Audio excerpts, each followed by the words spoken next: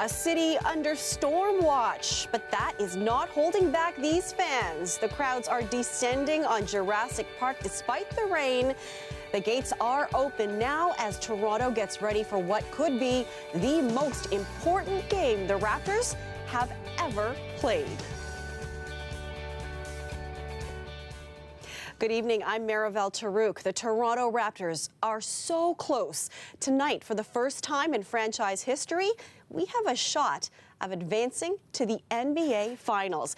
Greg Ross has been following this playoff run for us, and he joins us courtside tonight. Greg, the stakes have never been higher for this team.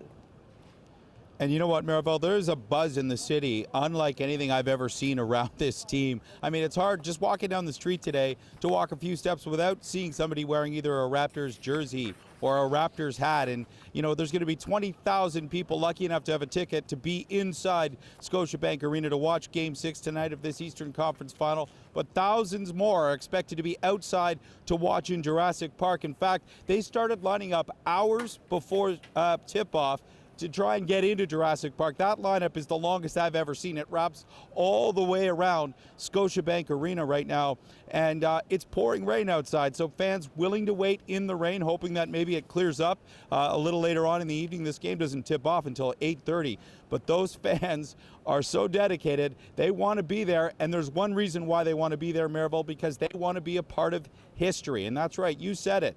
The Raptors have a chance to advance to the NBA Finals for the first time in franchise history, something that we've never seen in this city before.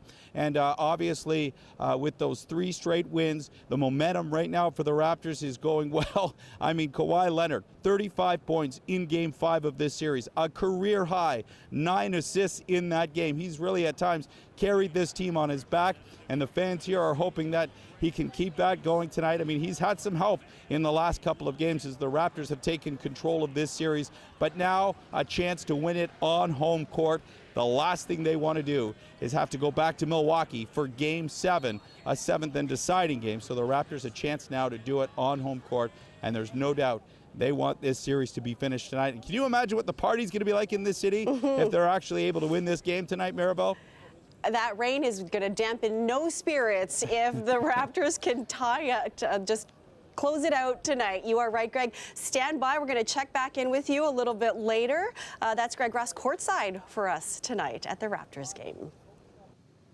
And it is just not Toronto. Raptors fever has gripped the entire nation, and the fans are confident. And that is, as Greg mentioned, mostly because of the man they call the Claw.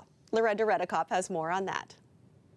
It may say number 2, but staff here say it's by far the number 1 seller, as Kawhi craziness takes over this city, on top of the overall Raptors excitement. The jersey store inside the arena was already busy this morning. This couple has tickets. Just to be there will be exciting. I mean, just to be part of it will be, you know, epic. They are going to win. So, yeah, we don't even need to answer that question. They're going to win. This fan from Vancouver bought his practice-worn Kawhi jersey yesterday and was back today. I was wearing this yesterday, so 2 days in a row, but people honking at me, let's go Raptors. It was pretty cool.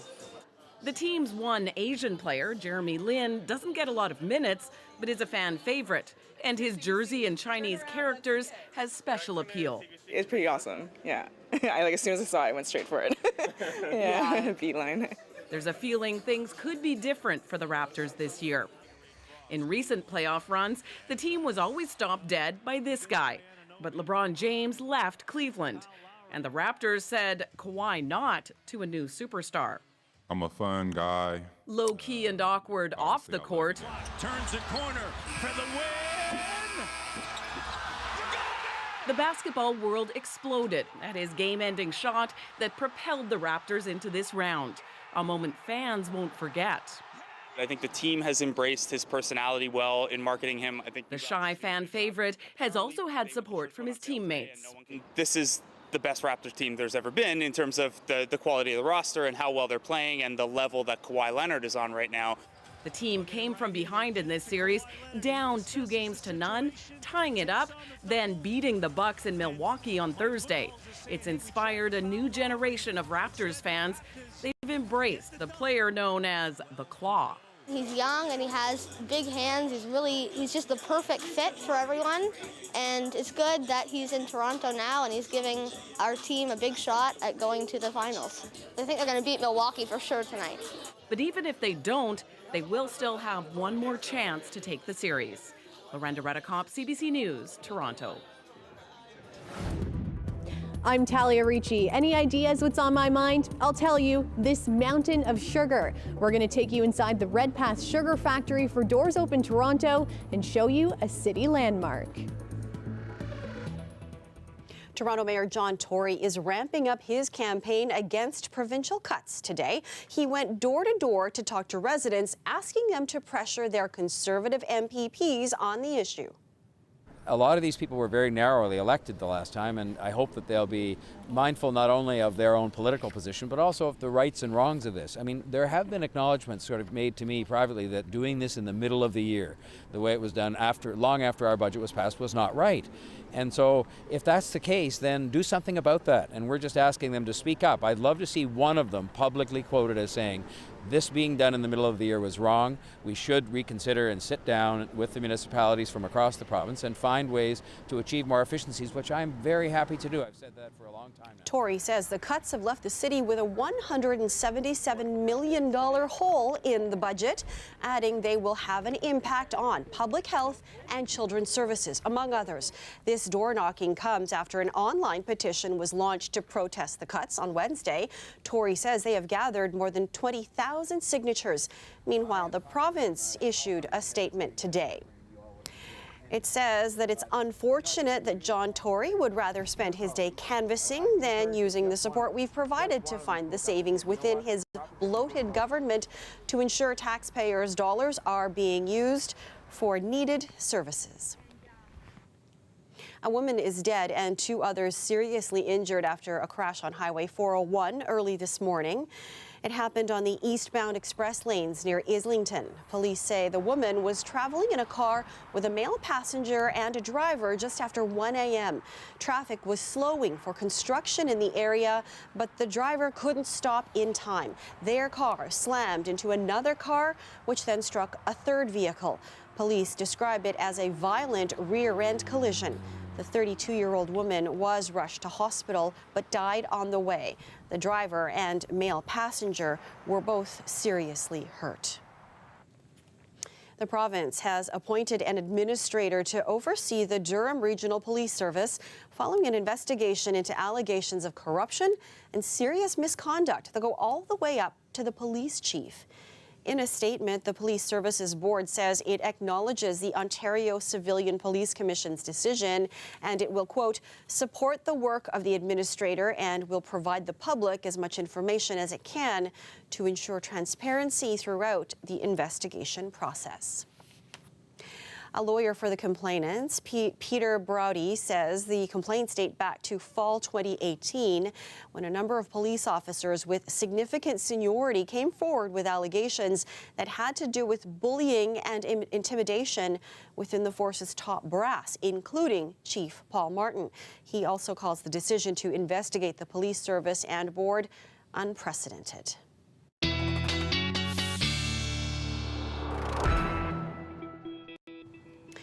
The Toronto Region and Conservation Area is warning residents to be careful around all bodies of water this weekend.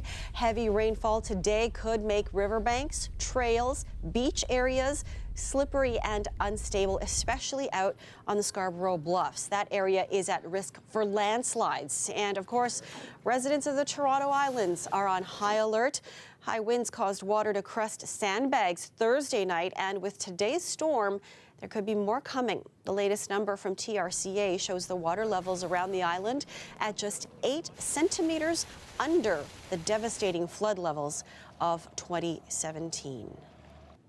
And the weather, very much an important factor into tonight and into this weekend. So let's check in with Daksha Rangan for a look at the forecast. I know it is coming down already quite hard in the city, Daksha. It is, Maribel, and I just want to share with you the latest look at the current alerts that are in effect. Severe thunderstorm warnings in red. You'll notice the city of Toronto under one, as well as swath of severe thunderstorm watches. Really important to note for those in the city of Toronto right now, thousands expected to gather outside Jurassic Park to catch the game. These storms very fast moving in nature, but we are talking about the potential for nickel-sized hail, some very strong wind gusts. Flash flooding, which we're already seeing west of the city of Toronto in Burlington, Oakville, Hamilton as well. And we're going to continue to see this throughout the next hour or so. You'll notice a lot of that energy available for the development of some more intense storms concentrated through southwestern Ontario, the Golden Horseshoe. We're also talking about some severe storms, however, occurring in eastern Ontario, but you'll notice the energy not quite there as that warm front continues to lift. Okay, this is the line that we're keeping an eye on. So yes, as we look at the hour ahead, super fast moving in nature, moving through London, toward Paris, Hamilton, Toronto, and Newcastle as well. Now, the good news is for those who are heading outside to see the game, we are expecting this to come to pass by the time the game kicks off and as people are heading home thereafter as well. So just be sure to stay safe and heed the warnings. Will do, and we'll check in with you a little bit later. Thanks, Daksha. You're welcome. It has been a fixture on Toronto's waterfront for 60 years.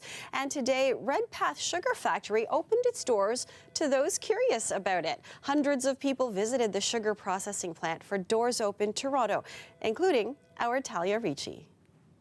You've seen it and you've probably smelled it, but do you have any idea what happens inside the Redpath Sugar Refinery? Doors Open Toronto gave us the chance to find out. But first I need a little energy boost. Okay, let's go.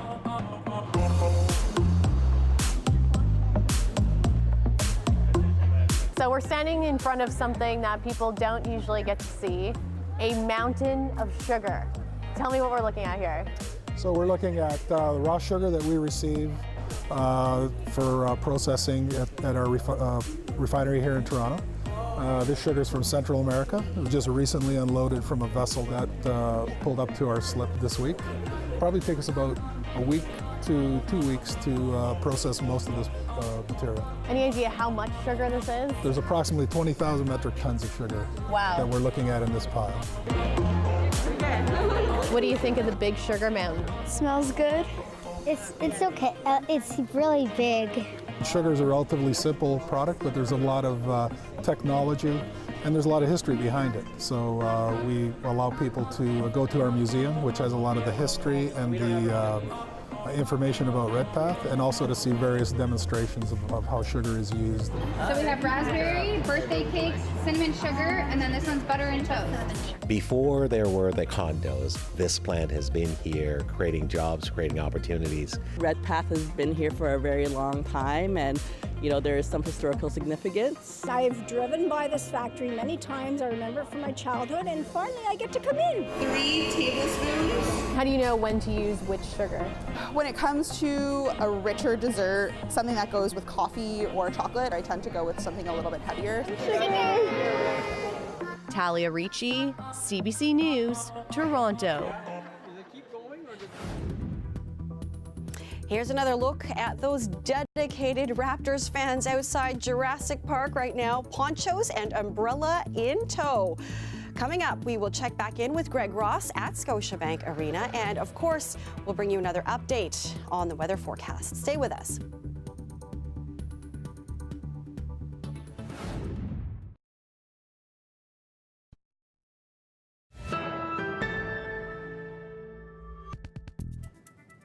U.S. President Donald Trump has left behind all the fighting and attacks in Washington for what should be a far more pleasant visit to Japan. Prime Minister Shinzo Abe has organized a 3-day trip filled with honors and ceremonies, part of his ongoing charm offensive. But even with all the flattery, Trump chose to open his visit with a warning about trade. Evan Dyer has more from Washington. Of all the G7 leaders, Japan's Shinzo Abe has probably been the most successful at buttering up the unpredictable U.S. president, even persuading the notoriously stay-at-home Trump that this trip was worthwhile by inviting him to become the first foreign leader to meet Japan's new emperor. And I said, gee, I don't know if I can make it. Let me ask you a question. How big is that event compared to the Super Bowl for the Japanese? And the Prime Minister said, it's about 100 times bigger. I said, I'll be there. That happens on Monday, but Trump's trip began with a meeting with some of Japan's biggest business leaders. Where's Toyota? Huh? I thought that was you. Please stand up. Trump called out the CEO of Toyota Motors. Last week, Trump threatened to impose tariffs on Japanese cars and parts, using the same national security pretext he used to tariff Canadian steel and aluminum. Toyota, which has invested $60 billion in the U.S. and supports about 500,000 American jobs, issued an unusually harsh statement. Today's proclamation sends a message to Toyota that our investments are not welcomed and the contributions from each of our employees across America are not valued. If Japan's achieved anything by getting this visit, it was to win a 180-day postponement of those tariffs, and it's a chance for Abe to change Trump's mind on tariffs. But some pointed remarks Trump made on his arrival on Japanese soil suggest he won't be easily dissuaded. As you know, the United States and Japan are hard at work negotiating a bilateral trade agreement which will benefit both of our countries. I would say that Japan has had a substantial edge for many, many years. But that's okay. Maybe that's why you like us so much. But we'll get it a little bit more fair, I think. I think we'll do that. Polls show that Japanese still believe they need strong ties with the United States. Japan feels threatened by North Korea, which is again testing missiles. And it fears the rise of China, economically and militarily. Most Japanese say they prefer to live in a world where Washington, not Beijing, is top dog. So even if it means swallowing some pride, the Abe government is determined to send Donald Trump home happy. Evan Dyer, CBC News, Washington. We just want to give you a live update now on the situation at Jurassic Park. Of course, you know it is Game 6 tonight in the Raptors playoff game against the Milwaukee Bucks. And these are people who have all lined up to try to get into Jurassic Park tonight. People saying lines longer than they've ever seen. Unfortunately, because of the weather, the police are saying that opening Jurassic Park is going to be put on hold for now. That is the information that we are receiving. It was due to open at 6 o'clock this evening, but Toronto police saying for now that opening Jurassic Park is on hold because of the weather. We'll try to get some more information and certainly give you an update as soon as we have that. Up in my feelings, the way that you hold me. When I see you this evening, I wanted to show me. And that is five-time Juno Award-winning reggae artist Eshko Levi bringing the heat to CBC Music Festival this afternoon. The All-Canadian Music Festival returned to Echo Beach today for its 7th year. But unfortunately, the rain has put festivities there on hold as well. Organizers say they are monitoring the weather and will update attendees on plans for the rest of the evening as soon as possible. We'll be right back. Fall in love with a real Rasta man.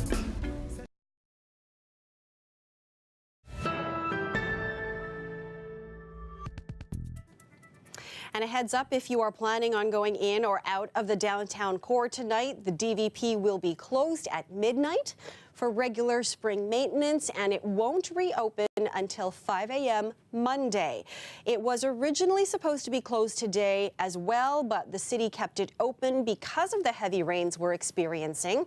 They say crews wouldn't have been able to complete the repairs in the rain. Okay, we are just over 2 hours away from tip-off of Game 6 of the Toronto Raptors versus Milwaukee Bucks playoff game, and it is no ordinary Game 6. For the first time in history, the Toronto Raptors have a real shot at making the NBA Finals. Greg Ross has been at Scotiabank Arena for us this evening. He is there right now. So, Greg, let's talk a little bit about what the Raptors have to do to close this series out tonight. Well, I think one of the keys in tonight's game is going to be shutting down that man down there, Giannis Antetokounmpo. Not this man, not Jack Armstrong, but that man down there, Giannis Antetokounmpo, the big star for the Milwaukee Bucks. Jack Armstrong's having some fun over here. Yeah, hey, come on, Jack. Get that garbage out of here. Here we go. Say it. Give us a Get that garbage out of here. All right, he's having some fun. Giannis Antetokounmpo at the other end of the court shooting some buckets, and he's a guy that the Raptors have done a really good job of shutting down the last 3 games. And it's been the matchup, Maribel. It's been Kawhi Leonard, the Raptors star, going toe-to-toe with Giannis, and the Raptors won all 3 of those games. So if they're going to close out this series, that's a great way to do it right there. Shut down Giannis, but we also got to get the help that we've seen from the Raptors from those last 3 games. They've had some great performances from players coming off the bench, including Norm Powell and Fred VanVleet, who was fantastic in Game 5 with 7 3-pointers and 21 points. So that's the kind of performance they're going to need. It's a team performance, but definitely Kawhi Leonard is the big key factor for the Raptors in this series. Take a look, Greg, just over your shoulder. I think that is Fred VanVleet taking some shots in the Freddie, paint right there. behind me here. Yeah, right behind you. How locked in do the players look tonight? Well, I'll tell you, there is that kind of buzz around the building. I think everybody here knows just how important this game is. I think guys like Fred VanVleet, they know the magnitude of this one. They know what it means. They know what it means for this franchise. They know what it means for this team. The first time ever, the Raptors hoping to advance to the NBA Finals, and this is when they want to do it. We said it earlier in the hour. You want to do it on home court. You don't want to go back to Milwaukee for Game 7. They certainly don't, and you are perfectly positioned to capture all of the action tonight. Thanks, Greg. Nope. One of the other big things that we are watching for you tonight, too, is the weather situation. Heavy rains coming through the Toronto downtown, and in fact, holding off police letting people into Jurassic Park for now because of that situation. So Daksha is back. So take us through a little bit of this evening and what to expect. Okay, so Maribel, seconds ago, I had this map loaded up and the city of Toronto had dropped from a warning to a severe thunderstorm watch, and now you'll notice there's nothing in effect. So these storms, super fast moving in nature. That said, we were seeing some very strong wind gusts with this, well in excess of 90 kilometers an hour, just because of the rate of movement. Now, we're still talking about severe thunderstorm warnings for areas sort of west of the city of Toronto, so Hamilton toward Niagara. That's where we're still dealing with some of those stronger winds as well along the lake, and we're going to continue to see that line move to the south and east in through the next hour. So for those that are heading to Jurassic Park, maybe you're there waiting for access, the good news is things are expected to clear out within the next hour or so in time for the start of the game, and certainly for those leaving the city, you'll be looking at clearer conditions. Okay, our future radar, this is the good news, the part I love to share with you. We are looking at a pretty lovely day for many on Sunday. You'll notice some high pressure will be settling in, so clear conditions and temperatures. I know that's on many folks' minds. We'll be dealing with temperatures that are right around the seasonal mark, so very close to the 20-degree mark or even higher for many in the GTA for your Sunday. So if you didn't get to enjoy on Saturday, you're going to have plenty of time to do so on Sunday, as we will be seeing those clear conditions. Okay, so when's our next shot of messy weather? Well, that's shaping up to be Monday night into Tuesday. So there's that nice area of high pressure for us Sunday in through much of the day on Monday. Monday night, we'll be keeping an eye on this system stateside that's set to move in and bring with it some wet weather. All right, thanks for this, Daksha. You're welcome. And that's our show for you tonight. Thank you for watching. You can stay caught up on news anytime on our website, cbcnews.ca. One final look at the Raptors facing off against the rain. Eager for a win tonight. Go Raptors, go!